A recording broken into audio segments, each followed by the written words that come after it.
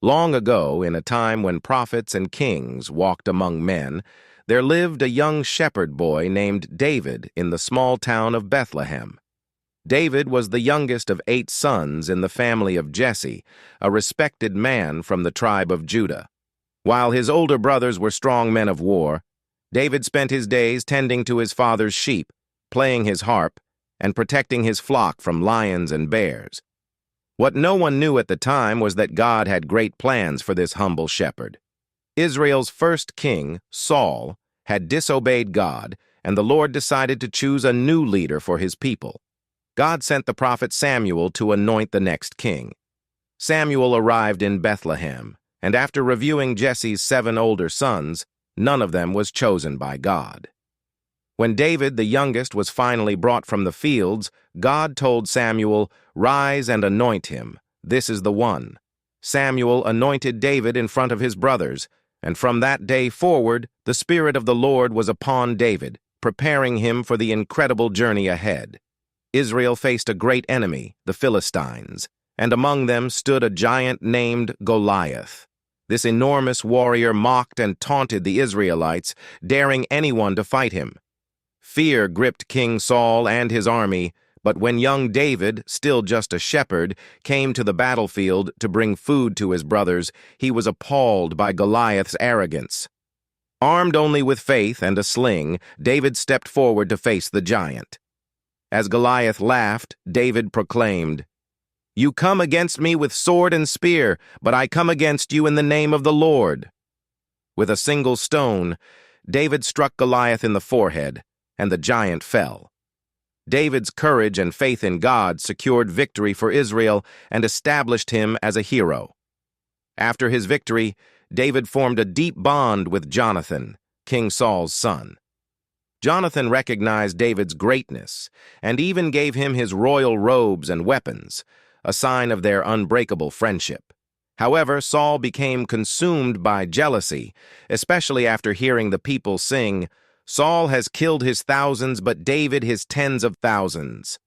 Saul's fear of losing the throne grew, and he repeatedly tried to kill David. David, despite being pursued relentlessly by Saul, refused to harm the king.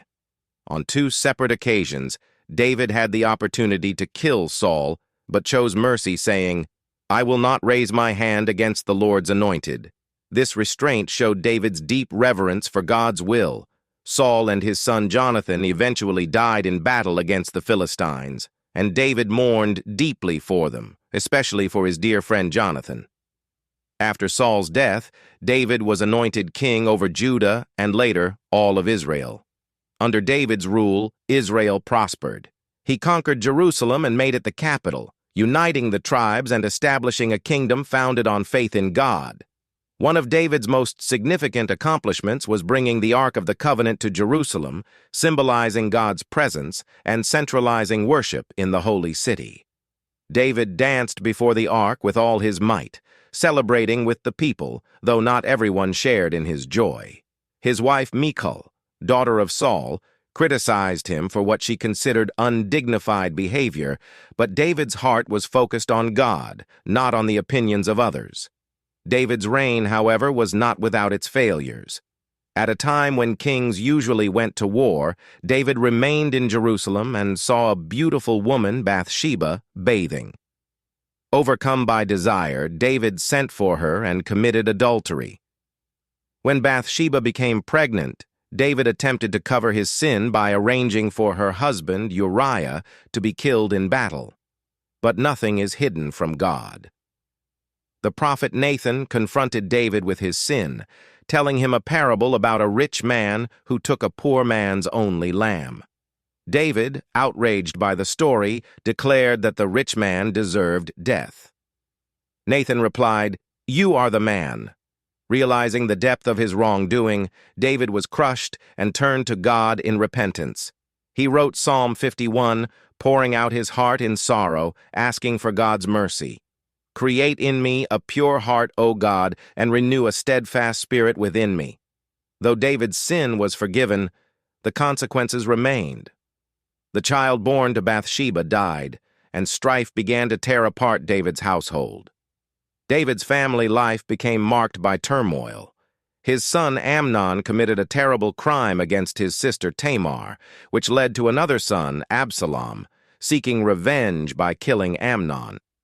Absalom, filled with ambition and resentment, later led a rebellion against his father, declaring himself king. David was forced to flee Jerusalem, weeping as he left the city. The rebellion ended in tragedy. During a battle in the forest of Ephraim, Absalom was caught by his hair in the branches of a tree, and despite David's orders to spare him, Absalom was killed. David was heartbroken, mourning his son with the cry, "Oh, my son Absalom, my son, my son! If only I had died instead of you." In the final years of his life, David focused on preparing the way for the building of the temple in Jerusalem. Though God told David that he would not build the temple because of the bloodshed in his past, the honor would go to his son Solomon. David, undeterred, gathered vast resources and made detailed plans for the construction, ensuring that his son would have everything needed to complete this holy task.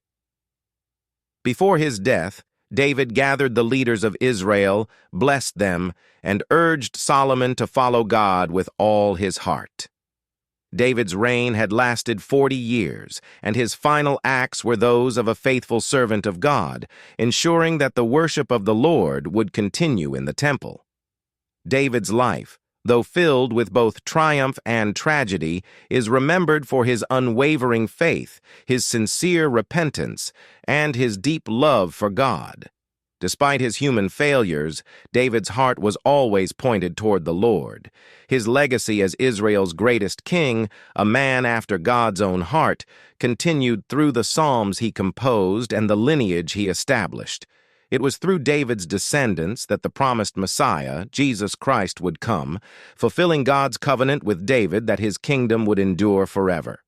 David's story stands as a timeless reminder that no matter how far we may fall, sincere repentance and faith in God can lead to redemption and restoration. His life teaches us that the true strength of a leader is not in might alone, but in the humility to seek God's will in every situation.